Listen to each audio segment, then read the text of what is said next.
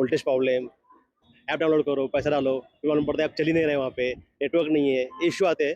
और आपको कंपनी की तरफ से क्लेम रेंज कितना बोला गया था और आपको एक्चुअल में कितना मिल रहा है? कंपनी की तरफ से हमको बोला था 370 पे बोला था, हाँ। कि मिलता 275। 3 बार मेरे को टोविंग करके लेके जाना पड़ा।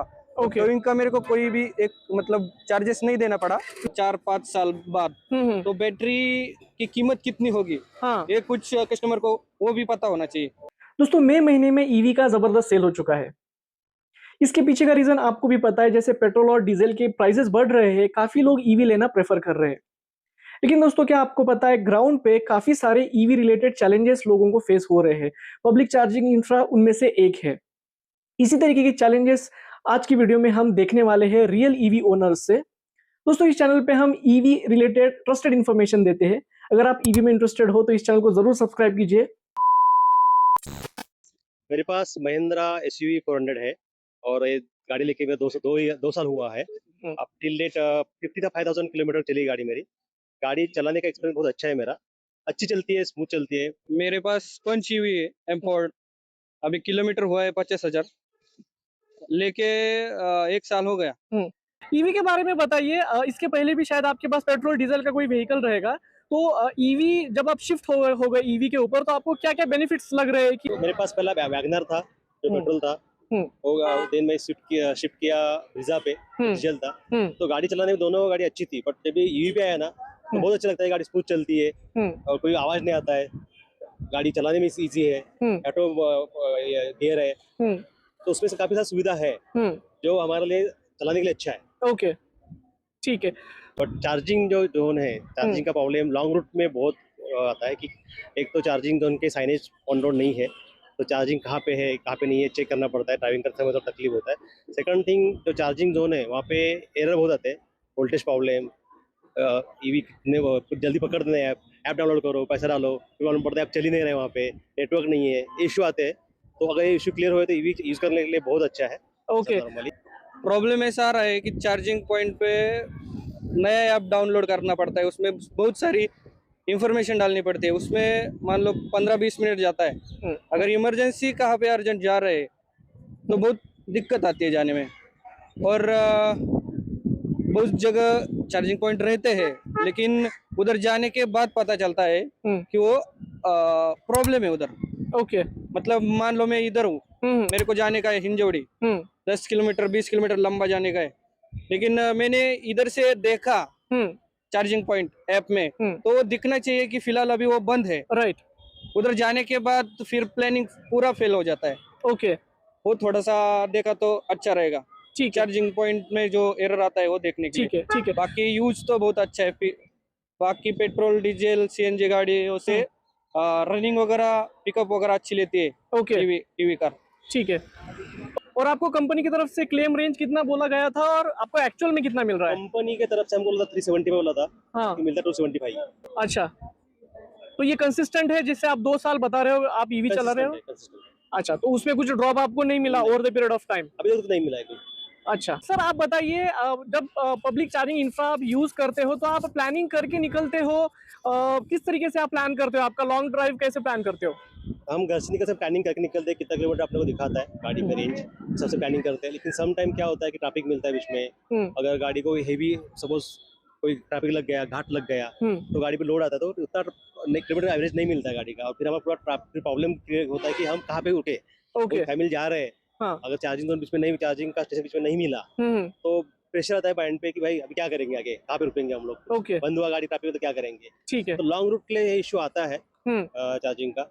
जैसा कोई चार्जिंग पॉइंट पे ऐप डाउनलोड करने में बहुत टाइम लगता है, ऐप का आदमी मालूम पड़ता है ऐप चल ही नहीं रहा है, चार्जिंग जल्दी पकड़ नहीं रहा है, वहाँ पे नेटवर्क ही नहीं है, तो मोबाइल नेटवर्क नहीं रहेगा तो और इशू होता है, फिर वापस कोई दूसरा चार्जिंग जोन ढूंढो। ओके, ये तकलीफ है लॉन्ग रूट के लिए। ओके, बट शॉर्ट रन के लिए हमारा इतना इशू नहीं आता है इतना। ठीक है, ठीक है।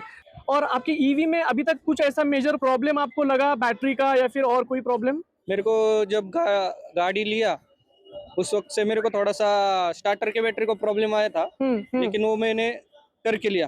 ओके, वारंटी में वारंटी में हो गया, तो एक्स्ट्रा कुछ कॉस्ट आपको वहाँ पे उसका नहीं लगा? नहीं लगा। अच्छा, ठीक है। सर, आपको कभी कुछ प्रॉब्लम आया ईवी में अभी तक? अभी तक ये कोई प्रॉब्लम तो नहीं आया मेरे को, सब चलाने में इजी है, और मैं एवरी 5,000 किलोमीटर पर उसका सर्विस करता हूँ। नॉर्मल सर्विस में 5 to 6,000 खर्चा आता है। अच्छा, एडिशनल कुछ रनिंग हुआ आपके आफ्टर 15,000 किलोमीटर तो थोड़ा खर्चा बढ़ता है, बट नॉर्मली रनिंग कॉस्ट मैं कैलकुलेट करूँ तो 1.5 ओके, तो उसके अंदर ही बैठता है पर किलोमीटर। अच्छा। और वो अच्छा है, बेटर है जो रनिंग कॉस्ट है कंपेयर टू डीजल या पेट्रोल व्हीकल यूज किया मैंने अभी तक, उससे बहुत अच्छा है। अच्छा, सर्विसिंग में मुझे बात बताइए, जब ईवी सर्विसिंग की बात आती है तो इसका फ्रीक्वेंसी कितना रहता है? आपको 3 महीने में, 6 महीने में या फिर किलोमीटर बेस्ड सर्विसिंग करना पड़ता है? उसका कॉस्ट कितना आता है? इसके बारे में बताइए। मेरे को एक 2 महीने में एक सर्विसिंग करना पड़ता है। मान लो 7,500 किलोमीटर को माइनर क्या बोलते हैं, माइनर सर्विसिंग रहता है और 15,000 को मेजर रहता है। ओके, माइनर के लिए मान लो तकरीबन 3-4 हजार तक जाता है कॉस्ट, ओके, और जब मेजर रहता है तो 7-8 हजार तक जाता है। ओके। हाँ। ईवी में कोई ऐसे आप पॉइंट्स बता सकते हो जो इम्प्रूव हो सकते हैं, इम्प्रूवमेंट एरिया जो आपकी टाटा पंच है, तो इसमें और अच्छा चीजें हो सकती है, ऐसा कुछ? किलोमीटर रेंज बढ़ना चाहिए ओके, और कस्टमर को ये भी मालूम होना चाहिए अगर तुम्हारा मतलब बैटरी खत्म हो गई 4-5 साल बाद तो बैटरी की कीमत कितनी होगी, हाँ, ये कुछ कस्टमर को वो भी पता होना चाहिए। Right, right. क्योंकि हमें पता होता है कि हम पेट्रोल डीजल की गाड़ी अगर 5-10 साल के बाद बेचते हैं तो उसका वैल्यू हमें कितना मिलेगा। हाँ। तो इस तरीके से ईवी का अभी हमें नहीं पता, ये आप नहीं बोल पता, रहे हो। हाँ, बराबर। ओके, ठीक है, ठीक है। इसके अलावा और आपका ओवरऑल एक्सपीरियंस कैसा रह चुका है ईवी के साथ? सर्विसिंग एक्सपीरियंस या फिर बाकी चीजें?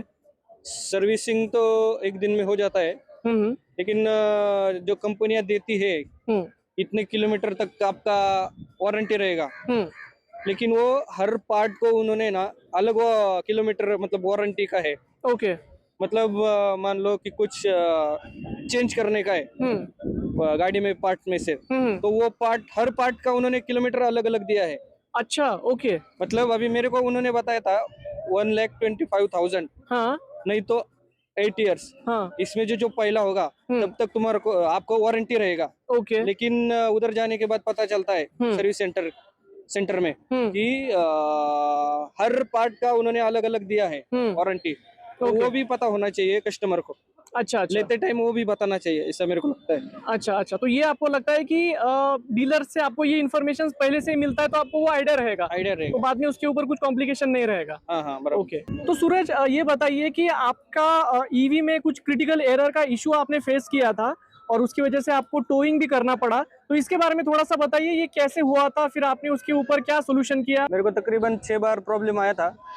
3 बार मेरा प्रॉब्लम ऐसे सॉल्व हुआ कि मैंने जो स्टार्टर का जो बैटरी रहता है उसका जो कनेक्टर रहता है प्लस और माइनस वाला, वो निकाल के मतलब ईवी ऑफ करके वो निकाल के फिर से लगाया और एक 5 मिनट बाद 5 मिनट रुक के मैंने वो स्टार्ट दिया, तब वो मेरा प्रॉब्लम क्रिटिकल एरर का खत्म हो गया। ओके, वो प्रॉब्लम इसकी वजह से आ रहा था मेरे को, क्रिटिकल एरर का मेरा जो स्टार्टर का बैटरी था छोटा, उसका वो वारंटी उसका शायद खत्म हुआ था।